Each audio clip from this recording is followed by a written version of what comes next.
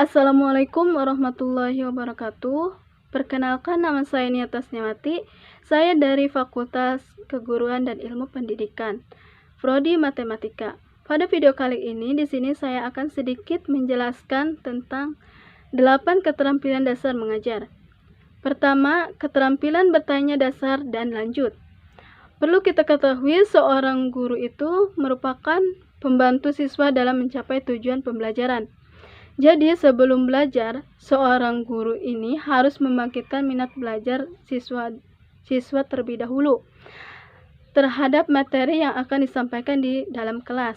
Kemudian, seorang guru harus memperhatikan siswanya yang sedang belajar. Nah, selanjutnya di sini ada 7 komponen dalam keterampilan bertanya dasar. Yang pertama, pengajuan pertanyaan secara jelas dan singkat. Jadi, seorang guru itu ketika bertanya kepada siswa haruslah jelas dan sesingkat mungkin agar mereka dapat memahami pertanyaan tersebut.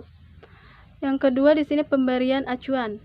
Sebelum bertanya, seorang guru memberikan informasi terlebih dahulu yang berkaitan dengan pertanyaan dan pembelajaran yang akan diberikan di dalam kelas kepada siswa, agar siswa dapat mengetahui materi apa yang akan dipelajari.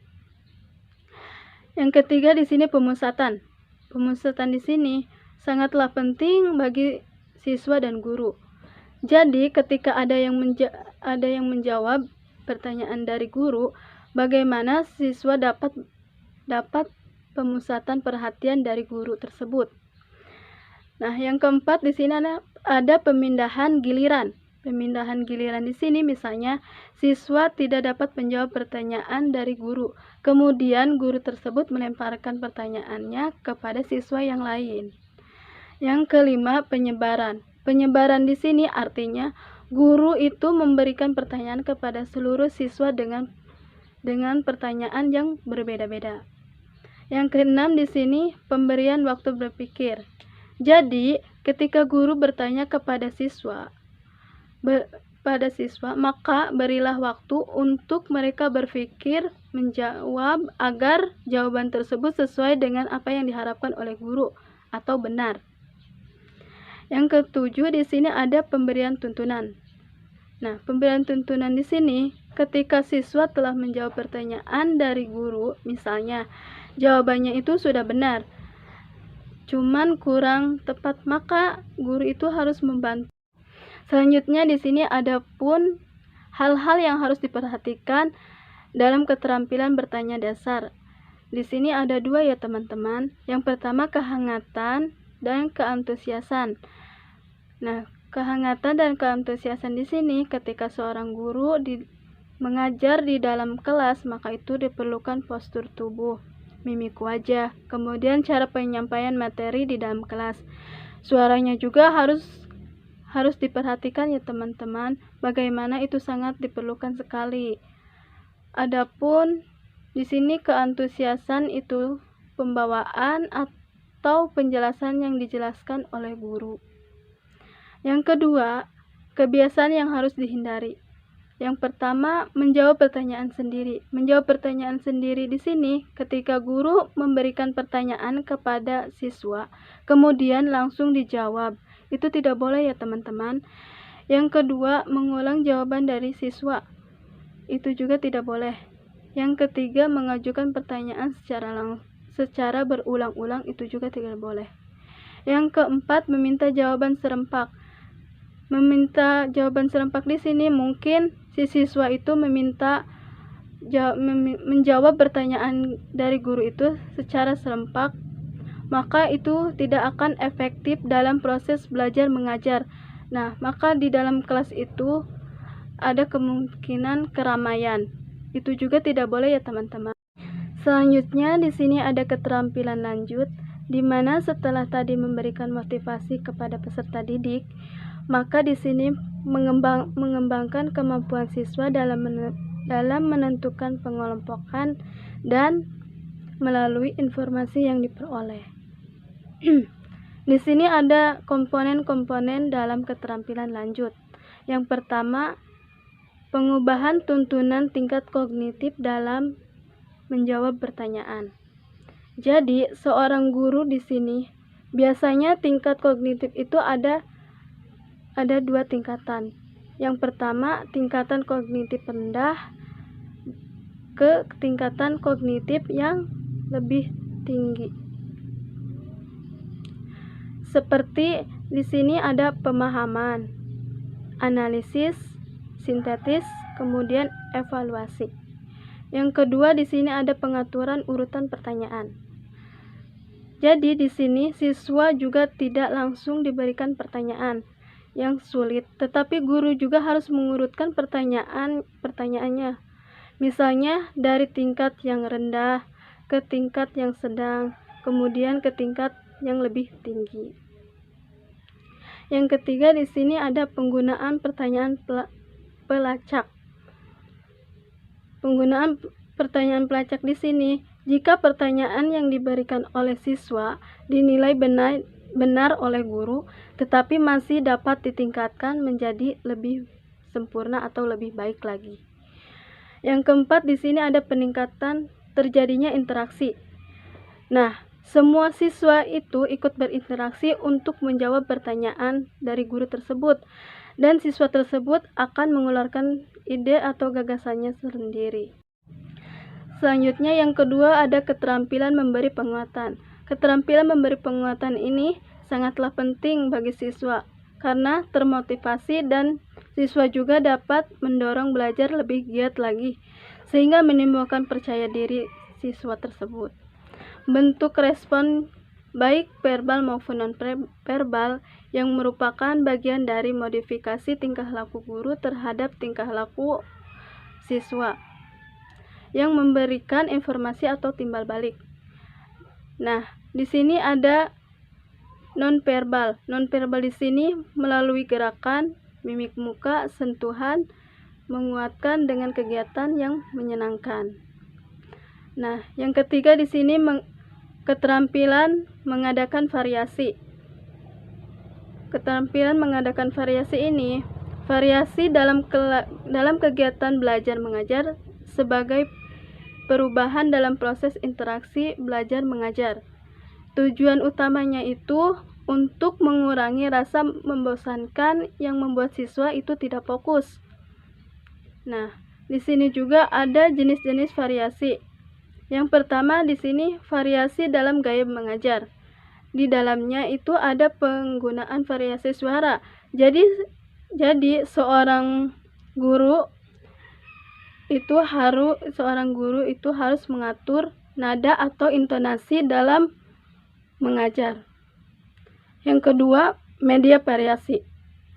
Media variasi ini bagaimana guru menggunakan media tersebut lebih menyenangkan. Yang keempat di sini ada keterampilan dalam menjelaskan. Nah, keterampilan dalam menjelaskan ini memberikan informasi secara lisan dengan sistematik atau terurut. Adapun prinsip dalam menjelaskan di sini, penjelasannya harus disesuaikan dengan kemampuan dan karakteristik siswa agar siswa bisa mengetahui atau memahaminya. Selanjutnya, guru harus memberikan pertanyaan kepada siswa agar ketika memulai pelajaran tidak mudah lupa, dan guru juga harus menguasai materi yang akan disampaikan kepada siswa di dalam kelas. Yang kelima di sini ada keterampilan membuka dan menutup pelajaran. Nah, keterampilan membuka dan penutup pelajaran ini usaha yang dilakukan oleh guru mengetahui mental siswa agar siap dalam menerima materi. Untuk tercapainya tujuan belajar tergantung pada metode apa yang diajarkan oleh guru di awal pembelajaran.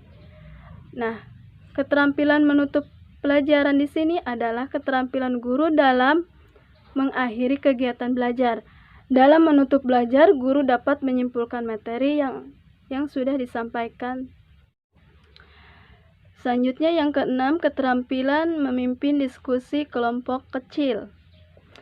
Nah, diskusi kelompok merupakan salah satu variasi kegiatan pembelajaran yang dapat digunakan dalam proses kegiatan belajar mengajar. Nah, di dalam Di dalam diskusi kelompok kecil ini, siswa dapat bertukar informasi dan pengalaman, melakukan pengambilan keputusan bersama, serta belajar memecahkan masalah. Yang ketujuh di sini ada keterampilan pengelolaan kelas.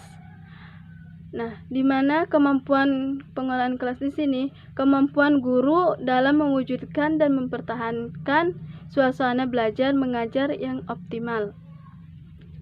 Nah, dalam keterampilan pengelolaan kelas di sini ada komponennya juga. Yang pertama ada memusatkan perhatian kelompok.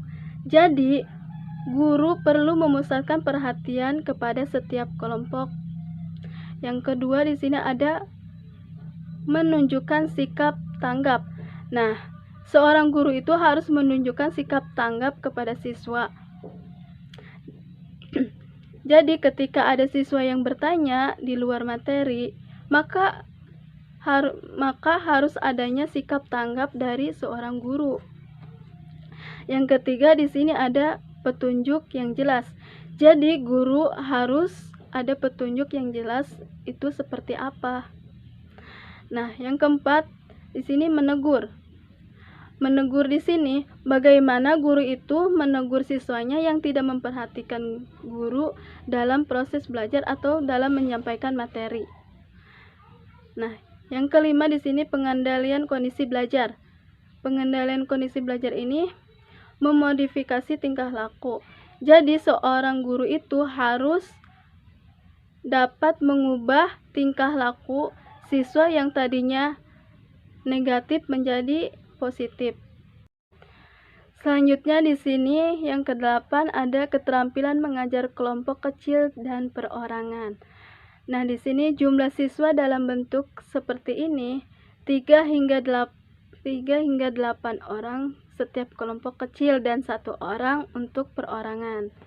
Nah, sedangkan keterampilan dalam mengajar perorangan atau individu itu kemampuan guru dalam menentukan tujuan belajar, bahan belajar, prosedur waktu yang digunakan dalam pengajaran dengan memperhatikan tuntunan-tuntunan individu.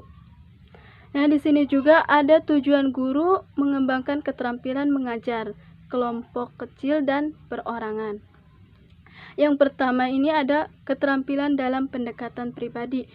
Nah, keterampilan dan pendekatan pribadi di sini guru harus mendekati siswa secara individu. Nah, yang kedua di sini keterampilan dalam mengorganisasi. Nah, keterampilan dalam mengorganisasi ini seorang guru harus mengelompokkan siswanya.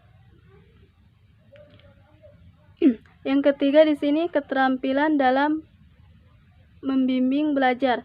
Nah, setelah mengorganisasikan, maka si guru itu harus membimbing siswanya dalam belajar.